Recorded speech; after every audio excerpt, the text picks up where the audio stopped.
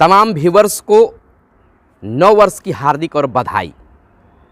प्रतिदिन कोई न कोई दिवस होता है, खान पान भी अलग होता है, लेकिन जो परंपरा खाने और पीने की चली आ रही है, किस मौसम में हम किसे खाएं, यह परंपरा खाने और पीने का, पहनने का बहुत ही हमारे पूर्वजों के द्वारा सोच समझ कर बनाए हैं। नए साल में आए कुछ शुरुआत करते हैं, आए करें शुरुआत, हर साल मनाएं पिठा दिवस।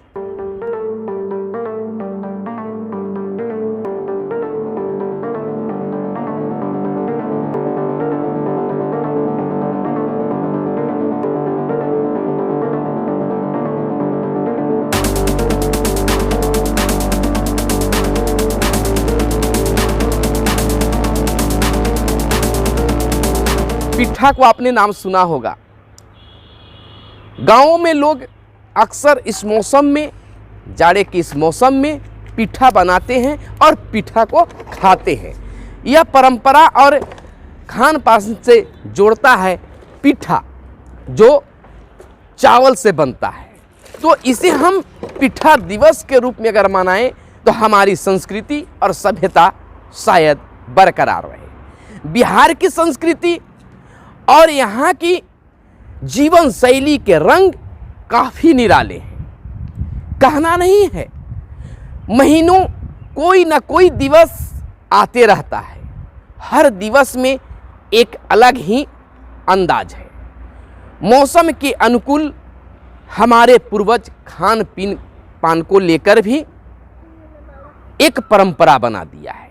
परंपरा और खान पान से जोड़ता हुआ यह पिठा की परंपरा, जो आज भी गांवों में बनाया जाता है।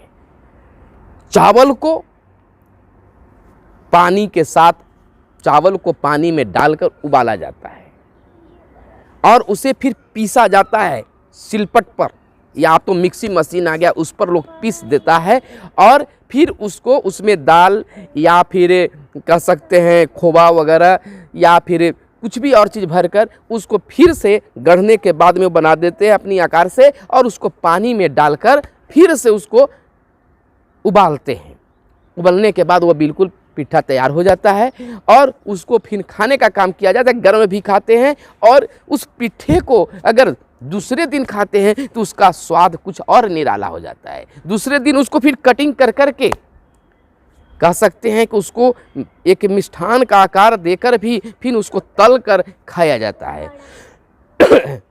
कहा जाता है कि पुसहा पिठा बहुत सारे लोग समझ जाएंगे, और जो लोग इस पिठा को समझ नहीं पा रहे हैं तो गूगल देव के पास में जाएं, सर्च करें, निश्चित तौर पर यूट्यूब पर भी पिठा को लेकर कई वीडियो मिल जाएंगे।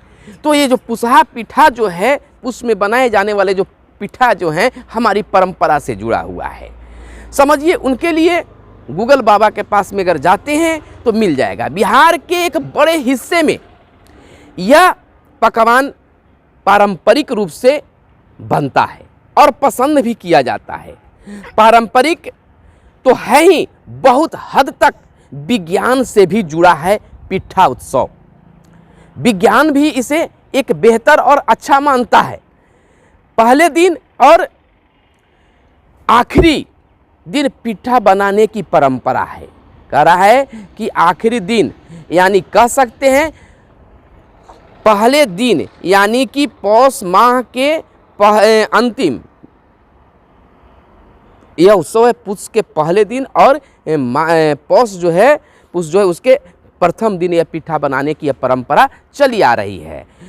पहले यह होता था कि पूस के पिठे से गोद के बच्चे को सेका जाता था, और माना जाता है कि इससे बच्चे की बीमारियों दूर हो जाते हैं। देखिए, पूस के पिठा से कई परंपरा जुड़ी हुई है कि अगर जो बच्चा हमेशा बीमार रहता है, कमजोर रहता है, कि पूस की पिठा से अगर उसको सेक दिया जाता है तो वह बच्चा जो है बिल्कुल बीमारियों से दूर हो जाता है।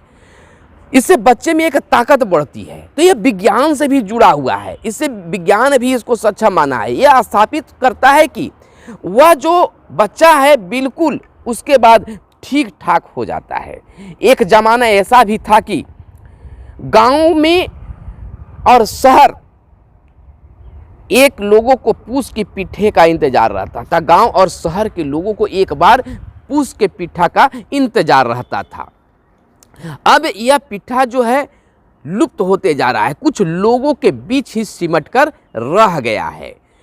हम कह सकते हैं कि अब याद करने वाली यह पूस की पिट्ठा हो गई है। बहुत कम जगहों में यह बन पाता है, लेकिन गाँव में यह परंपरा है। उसके लिए दादी, माँ, चाची और वीडियो कॉल करके काम करने आएंगे। यानी आज उनको पिट्ठा बनाने के लिए दादी, माँ वगैरह के पास में वीडियो कॉल करना पड़ेगा, या फिर उनको यूट्यूब पर विकल्प देखना होगा, यूट्यूब पर देखना होगा कि कैसे बनाया जाता है। लेकिन पहले जो महिलाएं हैं इसमें परिपक्व हुआ करती थी, और वो पूस की पिट्ठा खासकर पूस महीने के प्रथम दिन और उस महीने में बनता था, उसका काफ़ी महत्व रहा है। तो बिहार में व्यंजनों के बारे में कहा नहीं जा सकता है। हर दिन, हर समय, हर मौसम में एक अलग अलग अंदाज में पकवान बना करते हैं, और वह पकवान ही नहीं, वह विज्ञान से भी जुड़ा हुआ होता है और हमारी परंपरा से भी जुड़ा हुआ होता है। तो दोस्तों, अगर आप पिट्ठे का एंजॉय अगर किए हैं तो कैसा लगता है ज़रूर कमेंट बॉक्स में बताएं। और पिट्ठा को अभी तक आपने नहीं खाया है तो निश्चित तौर पर गूगल देव से संपर्क करें, गूगल बाबा से संपर्क करें, और यूट्यूब पर भी जाकर उसको सर्च करें, देखें, लाजवाब होता है पिट्ठा। तो इस तरह से व्यंजनों को हम फिर आपके बीच लेकर आते रहेंगे। तब तक आप एंजॉय करते रहें, पिट्ठा को खाते रहें। धन्यवाद। अगर यह बेहतर लगा हो तो लाइक करेंगे और कमेंट करके ज़रूर बताएंगे। इस तरह की बातें, इस तरह की खान पान, इस तरह की परंपरा आपके बीच हम लेकर आते रहेंगे। धन्यवाद। जय हिंद, जय भारत, वंदे मातरम।